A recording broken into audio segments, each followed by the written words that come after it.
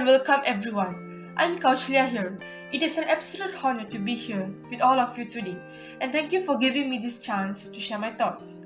Did you know that Alice Seaboard, an author of the award-winning novel The Lovely Bones, once quoted, "You save yourself or you remain unsaved." And this quote is closely related to the topic we are going to talk about.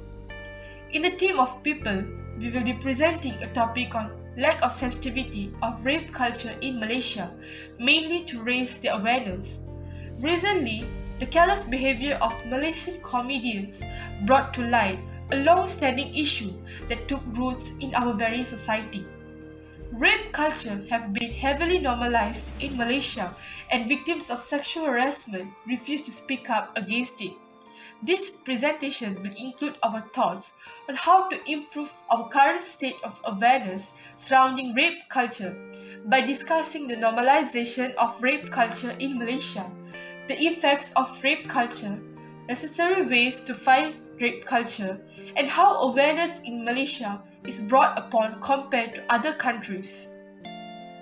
Well, most of you have heard the phrase rape culture. It's used often in feminist cycles, and it describes a very important social conditioning that we experience culturally. But how many of you know what it actually means? Rape culture refers to an environment in which rape is common and sexual violence against women is normalized and excused in the media and in popular culture. Rape culture is largely perpetuated via unexamined and false beliefs. Some examples of rape culture include victim blaming, using insulting language, objectifying women's bodies, and images that glamorize sexual violence, resulting in a society that disregards women's rights and safety. It can happen anywhere, anytime, and to anyone, through social media, in a public transport, workplace, schools, universities, or even at home. And while rape culture has its roots in long-standing male domination power structures that were designed to benefit men, today's rape culture burdens men as well. For example, by ignoring the fact that both men and women can be victims of rape and sexual harassment.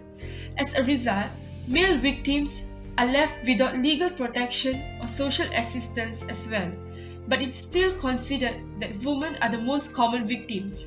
According to a current research, sexual harassment has a significant impact on women, and the majority of women have reported being sexually assaulted at some point in their lives, with some claiming that the sexual harassment began at a very young age.